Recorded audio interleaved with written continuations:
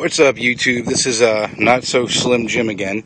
Just another one of my little projects that I've been working on. I got a 1998 GMC Jimmy. Now this is the same thing as the Ombre, the Bravada, the S10 that had the 4.3 vortec in it, Blazer. It's all the exact same truck, you know, just slightly different here and there.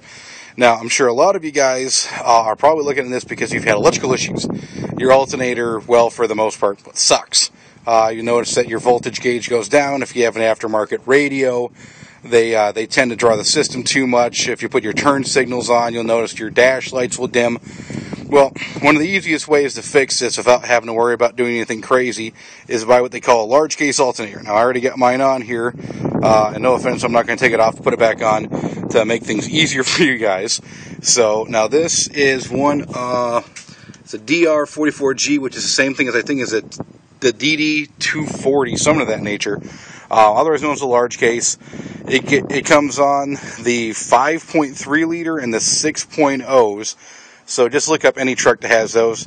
And now the bolts are slightly different, only in one case. You have the regular bolt that comes through on the bottom, comes straight through.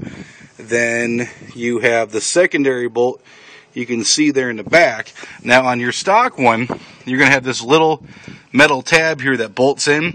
All you do is you just take this tab and you bend it back slightly, and the two main bolts hold it in. And I've had zero issue with vibrations or any problems whatsoever in it.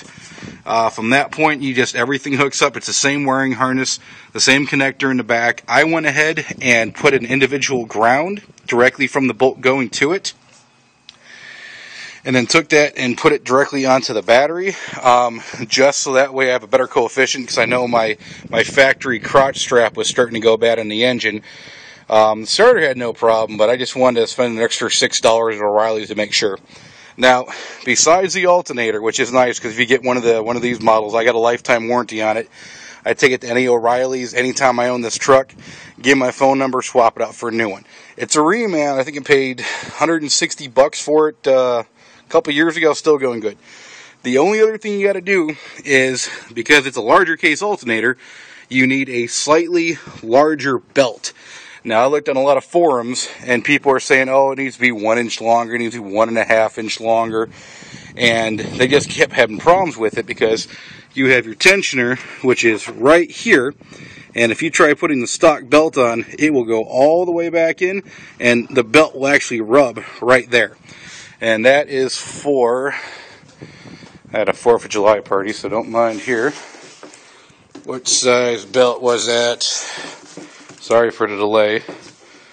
Okay, that was the 96-inch belt.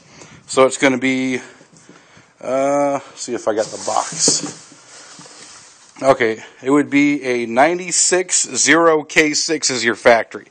Now, I originally went to a 97 0K6. The problem was, though, it was just a little too loose, and you see this little chunk of RTV.